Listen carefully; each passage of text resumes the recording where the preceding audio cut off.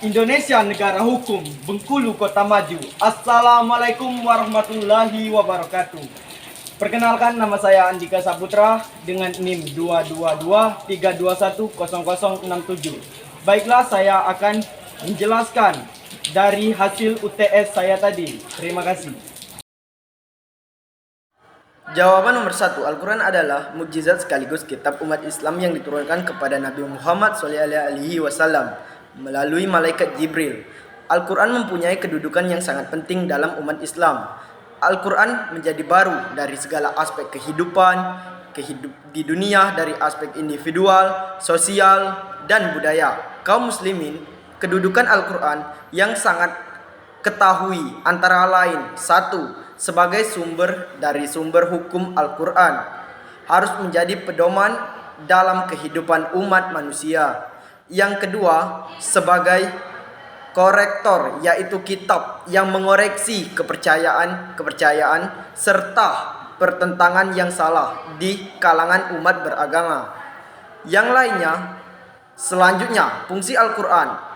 Fungsi Al-Quran berperan sebagai sarana ibadah untuk mendekatkan diri kepada Allah, serta pembacaannya. Fungsi-fungsi Al-Quran bagi umat Islam yaitu: 1. Sebagai petunjuk bagi manusia, dan 2. Sebagai sumber pokok ajaran Islam. Yang ketiga, sebagai Al-Furqan atau pemisah. Yang keempat, Asyifa sebagai obat.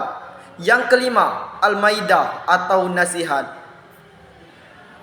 Contoh dari Al-Quran, pengertian kedudukan dan fungsi Al-Quran, itu contohnya, yaitu Al-Quran sebagai landasan hukum tertinggi, berarti segala sesuatu permasalahan yang ada di muka bumi ini bertujuan dan berpedoman kepada Al-Quran.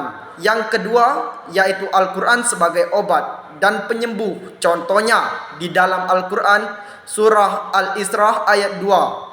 Dan kami turunkan Al-Quran yang ia adalah sifat atau obat dan rahmat bagi kaum mukmin. Jawaban nomor 2, pada nuzul Quran yaitu 17 Ramadan, malaikat Jibril mengirimkan wahyu kitab suci Al-Quran kepada Nabi Muhammad di Gua Hira usai tahun, dan Al-Quran diturunkan ke Nabi Muhammad secara bertahap-tahap. Kurang lebih 23 tahun, terdapat 86 surah yang diturunkan selama 12 tahun, 5 bulan, terdapat 2 periode.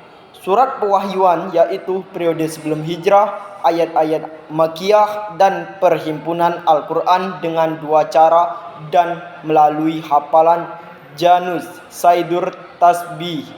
Yang menulisnya yaitu Zaid bin Sabit, Ali bin Talib, Muawiyah bin Abu Safwan, Ubay bin Qabah. Contohnya memperingati malam Lailatul Qadar atau nuzul Quran di setiap bulan suci Ramadan. Jawaban nomor 3, salah satu mukjizat Al-Quran adalah diberitakan proses terjadinya bumi dan langit, bulan, bintang, dan matahari.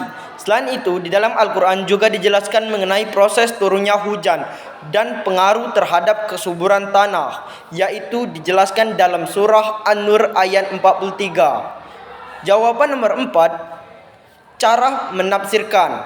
Madhui menurut saya, yang pertama, menetapkan masalah yang akan dibahas. Yang kedua, yaitu menghimpun atau mencari ayat-ayat yang berkaitan dengan masalah tersebut. Yang ketiga, menyusun serta berargumen runutan ayat sesuai dengan masa turunnya, disertai pengetahuan dan penjelasan tentang ashab nuzulnya.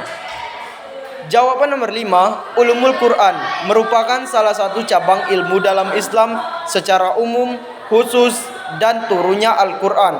Sedangkan tafsir Al-Quran yaitu ilmu yang mengenal kitabullah yang diturunkan kepada Nabi Muhammad SAW, yang untuk menjelaskan makna serta mengeluarkan hukum yang terkandung di dalam Al-Quran.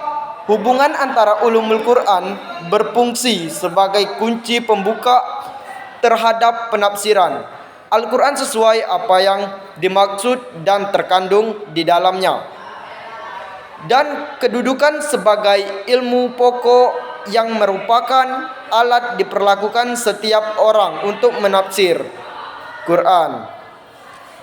Terima kasih.